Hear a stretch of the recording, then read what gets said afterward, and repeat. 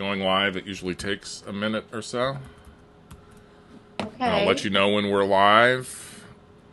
So I'm going to do a little introduction, then bring you in. We'll talk, and then when we're done, I'll have a little, like goodbye sort of thing I do. Super. Okay. So I'm waiting for YouTube to tell me things are ready to go. Okay, so when you do your goodbye thing, I can go, right? Yeah. You can either Okay. while I'm talking you can go, or if you want to wait till I'm done, that's fine too. Okay. How long do these usually go, Howard? I'd like to try to keep it to 20 minutes or so. Oh, okay. Do we have that much to talk about? Well, maybe we don't. We'll see. Okay.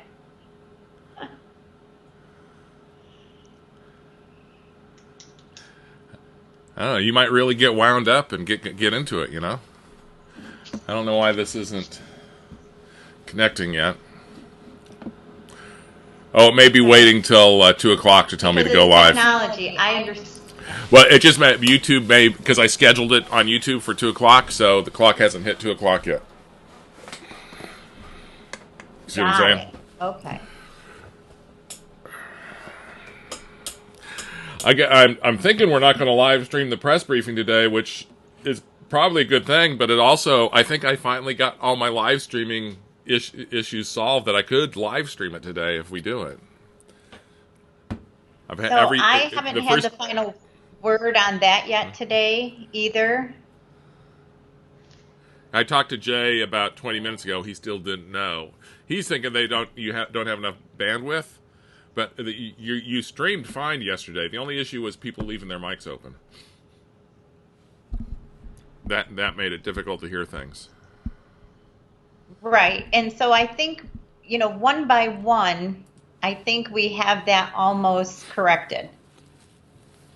Yeah, it's a matter of developing the habit of always turning off your mic until you're ready to speak, and then turning on. And that Right. goes for the chair And too. right. I was so proud of the fact that we had two folks who were able to connect at home. That was really tremendous Yep. from, some of us who aren't really technologically savvy. Yeah. No, it's great. I think everything. You'll definitely be able to pull this off. It's just getting used to Yeah. what you're doing. The other thing is, I tell people, try to have the camera at eye level, directly at your face, not off to the side. It just looks better. Makes the person look Right. better. Okay. Yeah. Okay. Okay, it's still not telling me I can go live, so.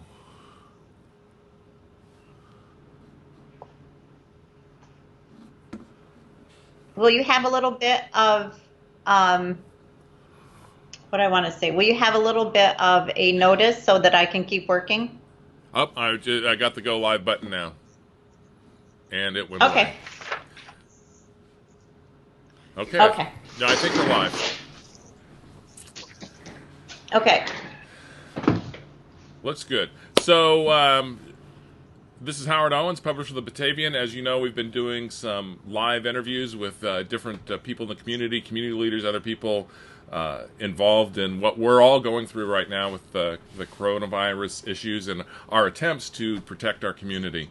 So I have on the line right now with us Shelly Stein.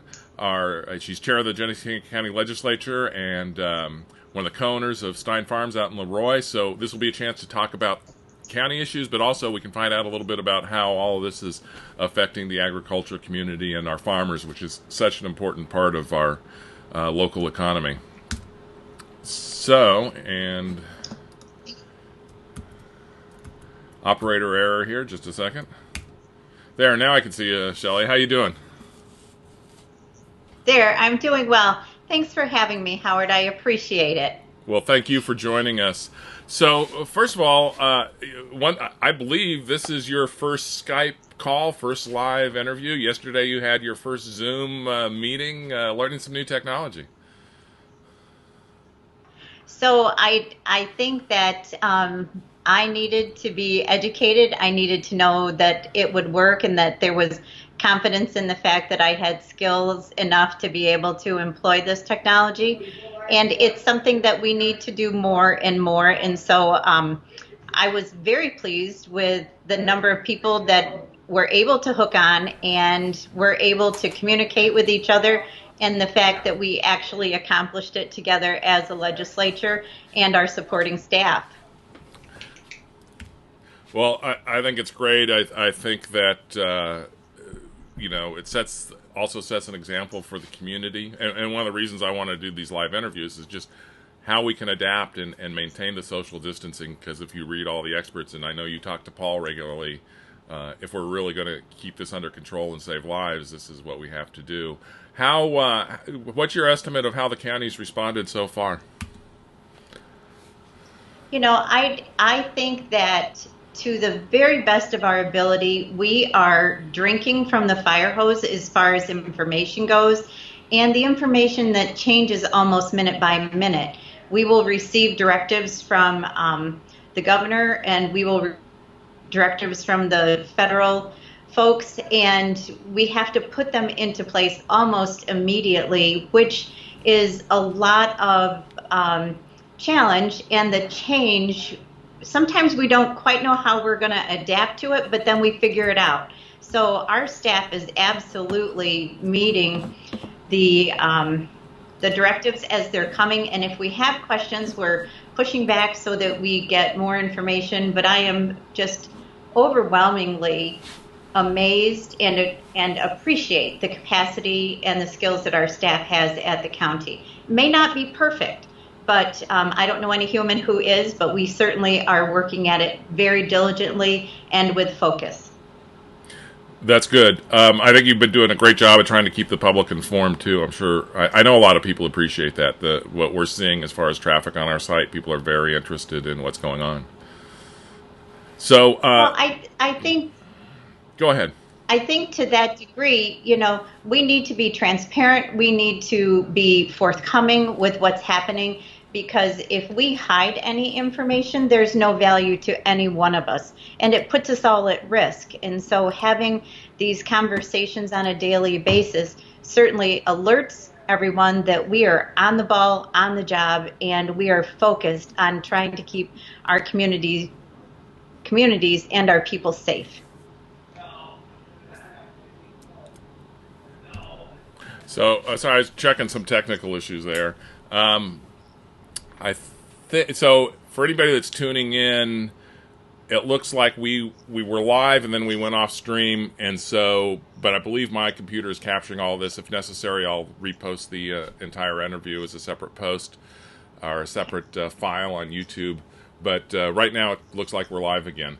So Shelly, let's switch gears a little bit. What are you seeing as far as impacts on dairy farms and our agricultural community?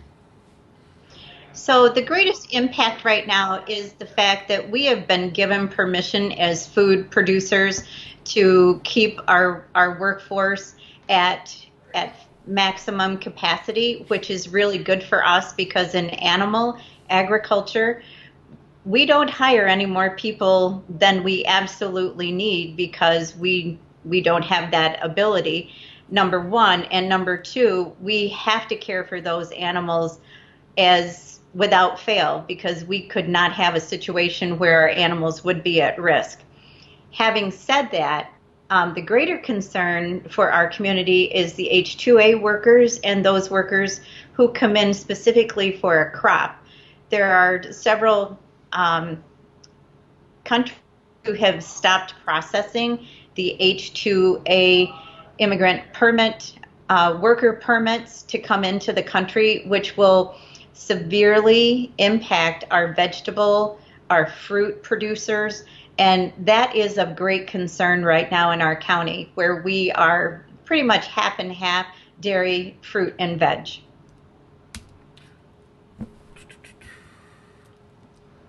We're just about to come in, to, I guess, planting season, right? And where farm activity really starts to ramp up. Are you concerned about having enough workers at the busy time of year? So we are a year-round operation, Howard, and during this time, we have part-time staff who come back year after year to work with us for this season. So dairies are in a little bit of a different spot than what fruit and veg crop farms find themselves in. So, what about? There's probably a two-part question. I mean, you've got to be concerned with a lot of health standards around your place already. But what are you doing, to protect workers and help workers out and still remain productive?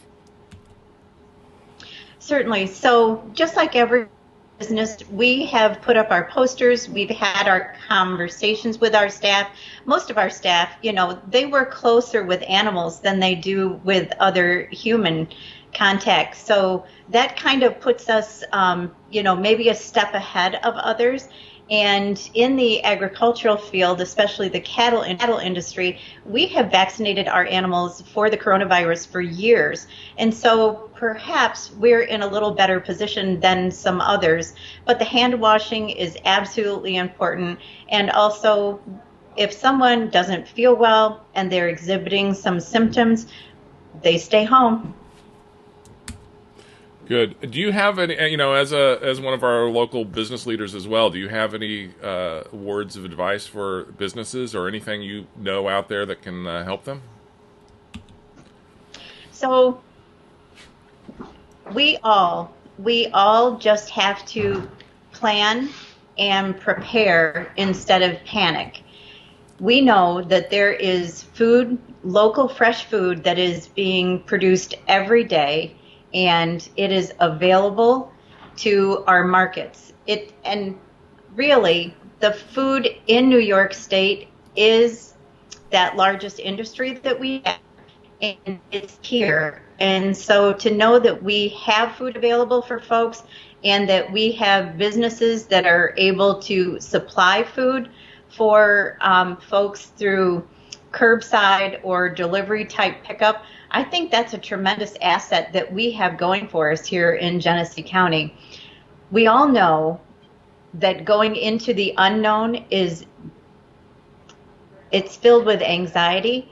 However, the more we do today, tomorrow, and in the next 14 days to protect ourselves, we will get ourselves out of this situation much faster.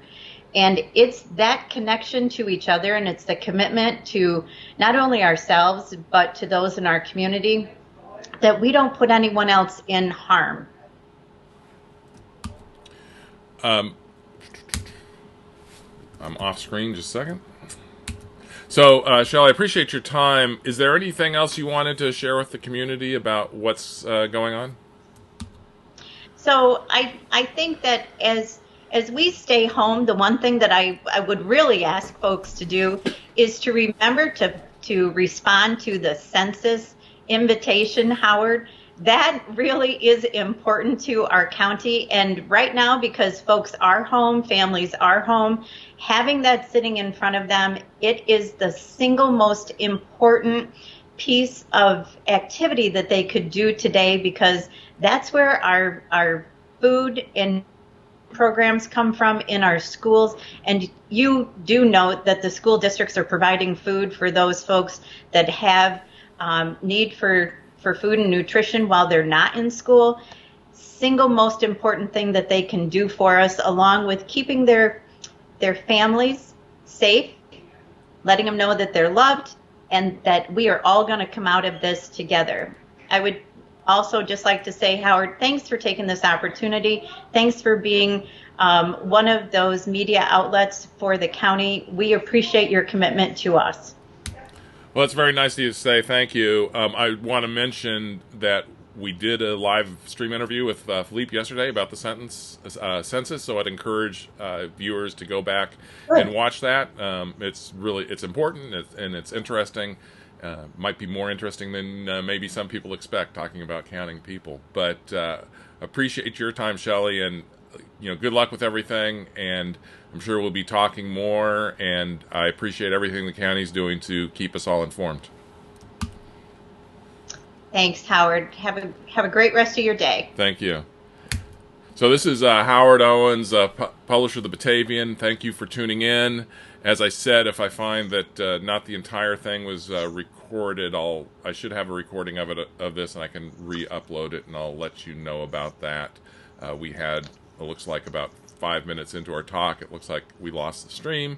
So I'll look into that. I appreciate your time. Continue to watch the Batavian for more live stream interviews. I think we got 2 more scheduled today, assuming they come off. So right now we're scheduled to talk to a local business owner, and I believe we're going to talk to the Chief of Police, Sean Highbush, this evening at about 5:30. So again, thank you for tuning in, and we'll continue to try to keep you informed.